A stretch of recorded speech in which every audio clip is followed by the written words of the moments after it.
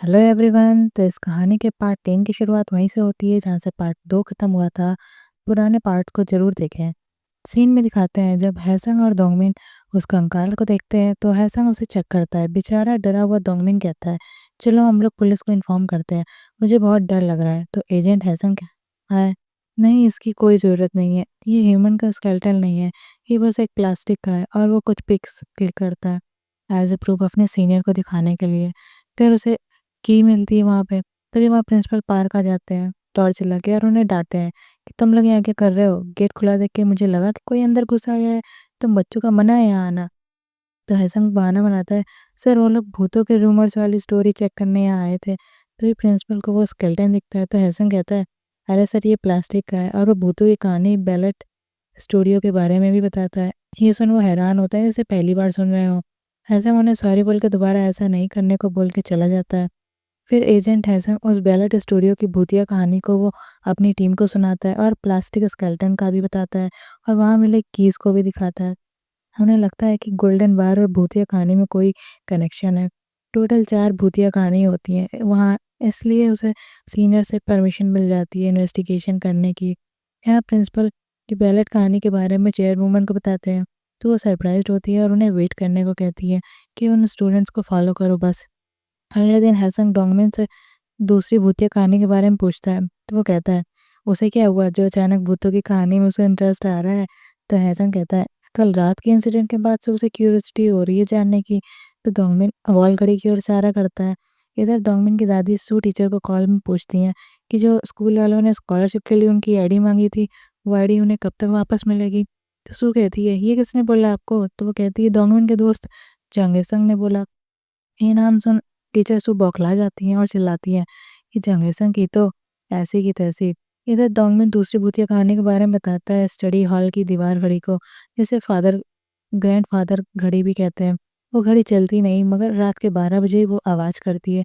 जब आप स्कूल में अकेले हो तो ये वार्निंग है कि यहाँ स्कूल की बिल्डिंग में रात में कभी भी अकेले मत रहो, वरना क्रिम्सन की आंखें आपको ढूंढेंगी। ये सुन हैसन हैरान होता है। तभी वहाँ मैडम सू आ जाती हैं उसे ढूंढते हुए। ये सुन हैसंग हैरान होता है। तभी वहाँ मैडम सू आती हैं, हैसंग के कान मरोड़ के उसे खींचती हैं। बेचारा हैसंग दर्द के मारे चिल्लाता हुआ पूछता है, क्या हुआ मैम, अब मैंने क्या किया है। तो वो कहती है, अब तुम लोगों को ये भी लगे हो, सब पकड़ में आ गई तुम लोग की बदमाशी। बेचारा हैसंग कहता है, अरे मैम कान तो छोड़िए, दर्द हो रहा है उसे। सू कहती है, दर्द हो तभी तो कान पकड़ा है बेटा। वो उसे अकेले ले जाके पूछती है, किसी से बताओ तुमने डोंगमिन की दी से आईडी क्यों मांगी। तो वो कंफ्यूज होता है। वो कहती है कि क्लास के बाद काउंसलिंग ऑफिस में आओ तुरंत। उनके जाने पर वो कहता है, अरे मैं बिजी हूँ मैम। तो वो पार्क पैसों को गरियाता है। फिर यहाँ ऑफिस में आने पर सू को अपनी फर्स्ट स्टूडेंट का सामान ड्रायर में दिखता है। उसे अपनी टीचिंग की पहली जॉब याद आती है। इधर सीनियर मैनेजर एजेंट को उनका सेक्रेटरी बताता है कि वो बौद्ध मूर्ति कोई असली नहीं थी, पूरी नकली थी। इस मिशन को हैसंग ने लीड किया था। रिपोर्ट देके वो अपना माथा पकड़ लेते हैं कि ओह नो, इसी गलती की वजह से उन्होंने हैसंग को स्कूल गोल्ड वाला मिशन दिया था। अब तो कोई वजह ही नहीं कंटिन्यू करने की। फिर वो रिपोर्ट डिस्ट्रॉय कर देते हैं। इधर टीचर्स को काउंसलिंग ऑफिस में जाके इंतजार करती है। इधर हैसंग को उनका जूनियर उस जूतों की रिपोर्ट देता है कि वो 1950s के हैं। तो हैसंग अब कन्फ्यूज होता है कि क्या करे, ऑफिस जाए या सू मैम के पास जाए। फिर वो उन्हें मैसेज करके बहाना देता है, सॉरी मैम, मुझे अर्जेंट में घर जाना पड़ेगा, मैं स्टोव बंद करना भूल गया। ये देख के सू का पारा चढ़ जाता है। वो बहुत गरियाती है उसके लेम बहाने पे। स्मार्ट हैज़न स्कूल के गार्ड को एनर्जी ड्रिंक देके पूछता है कि तुम वहाँ ओल्ड बिल्डिंग में क्या कर रहे थे। तो वो हंस के कहता है, अरे मैं कहाँ था। मगर हैज़न उसकी चालाकी पकड़ जाता है और प्रूव कर देता है कि वो रात में उस सीक्रेट दरवाजे से ओल्ड बिल्डिंग में गया था। तो ये सुन वो गार्ड शॉक होता है कि अरे इसने मुझे पहचान लिया। तो हैज़न के पूछने पर कि वो वहाँ क्या कर रहा था तो वो बताता है कि वो उसने स्केलेटन देखे थे। तो वो बताता है कि वो फेक है। ये सुन उससे गार्ड को राहत मिलती है कि चलो वो फेक थे, मुझे लगा वो रियल इंसान के थे, मैं तो बहुत डर ही गया था। वो बताता है कि जब वो बिल्ली को खाना खिलाने जा रहा था तो उसने देखा स्केलेटन, तो वो बहुत डर गया था। तभी उसने वो हथौड़ा फेंका था, इतना वो डर जो गया था।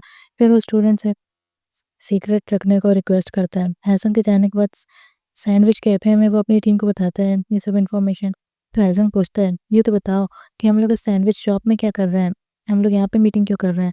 सीनियर एजेंट अन कहते हैं कि अब से हम लोग यहीं पे हेडक्वार्टर होगा हम लोग का, हम लोग तुमको बाहर से हेल्प एंड सपोर्ट करेंगे। तो हैसन कहता है, अरे हम लोग मूवीज़ में नहीं हैं। तो वो बताते हैं कि उन्होंने ये जगह कुछ टाइम के लिए रेंट पे दे दी है उन्हें, यो जो यूएस में है।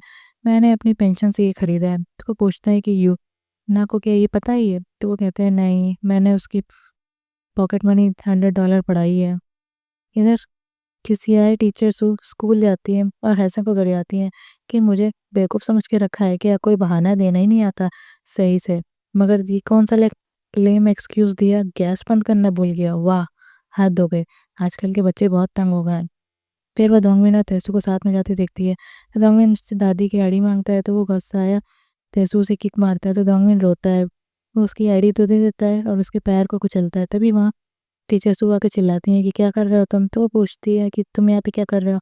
तो तेसु प्रिटेंड करता है कि उसने कुछ किया ही नहीं। तो टीचर सु उसे काउंसलिंग ऑफिस में जाने को कहती हैं, तो वो रूडली स्माइल करता है और उनकी बात इग्नोर करता है। वो उसके पेरेंट्स को बुलाने की धमकी देती हैं। तेसु फिर उसे और ज़्यादा धौंस में कहता है कि आप मेरे से दूर रहें वरना अच्छा नहीं होगा। और उसके जाने के बाद दंगल से पूछते हैं, क्या तेसु तुम्हें परेशान कर रहा था? क्या उसने तुम्हारी दादी की आईडी ली है? तो वो मना करता है, नहीं वो तेसु नहीं है, वो और तेसु बस मजाक कर रहे थे। तो वो उन्हें सॉरी बोल के चला जाता है। हैसंग रोड में जा रही दादी के सामान उठाने में हेल्प करता है। उसी टाइम कार में येना बैठी होती है जो हैसंग को हेल्प करते देख कहती है, बड़ा ही इंटरेस्टिंग बंदा है ये। हैसू सामान लाद के दादी के घर तक जाता है, तो दादी खुश होकर उसे बुलाती हैं। तभी वहाँ दोंगमिन आता है, तो दादी और भी खुश होती हैं कि अच्छा ये तो तुम्हारा दोस्त है। वो हैसंग को मनी देती हैं डोमिन का अच्छा दोस्त बनने के लिए। ये देखो खुश होता है और डोमिन उसे थैंक्स कहता है दादी की हेल्प करने के लिए। तो वो बताता है कि उसने सुन लिया है कि सो टीचर उसे ब्लेम कर रही हैं दादी की आईडी लेने के लिए। तो डोमिन बताता है कि अब उसे आईडी वापस मिल गई है, तो चिंता की कोई बात नहीं है। फिर वो डोमिन को अपना नंबर देकर चला जाता है। इधर सू अपनी कोवर्कर को बताती है कि तेसू ने आईडी ली थी, तो वाइस प्रिंसिपल को बताना चाहिए। तो वो कहती है अरे वो नहीं सुनेंगे, वैसे भी वो वाइस प्रिंसिपल जब से बनाया तब से वो तेसू के पापा बड़े नेता और उनसे पंगा में ना पड़े, वो अपनी टेम्परेरी जॉब को परमानेंट करने में ध्यान दें। ये सुने बहुत फ्रस्ट्रेटेड होती है। फिर हैसो और सू टीचर एक स्टोर में मिलते हैं। सेम ड्रिंक पे लड़ते हैं कि किसने पहले उठाई ये बॉटल। तो सू कहती है मैं टीचर हूँ और तुम स्टूडेंट हो, तो कायदे में रहो। फिर दोनों साथ में ड्रिंक करते हैं। तो सू कहती है कि तुम्हें पता था कि तेसू के बारे में, तो मुझे क्यों नहीं बताया? इसलिए कि उस पे ट्रस्ट नहीं है। तो वो कहता है कि दोंगमिन ने मना किया था। तो बताता है कि दोंगमिन की दादी ने उसे $2 दिए थे उसका दोस्त बनने के लिए। तो वो सू को देता है $2 कि अब से वो अच्छा आइडियल टीचर बनने पे ध्यान दे सकती है। सू को ऐसा कि मटर हटाने की आदत देख के उसे अपने बचपन के दोस्त की आदत याद आ जाती है। वो कहती है कि तुम तो बिल्कुल उसी के जैसे लगते हो। इधर दोंगमिन की दादी को पुलिस पकड़ ले जाती है, उन्हें गैम्बलिंग साइट की ओनर समझ के।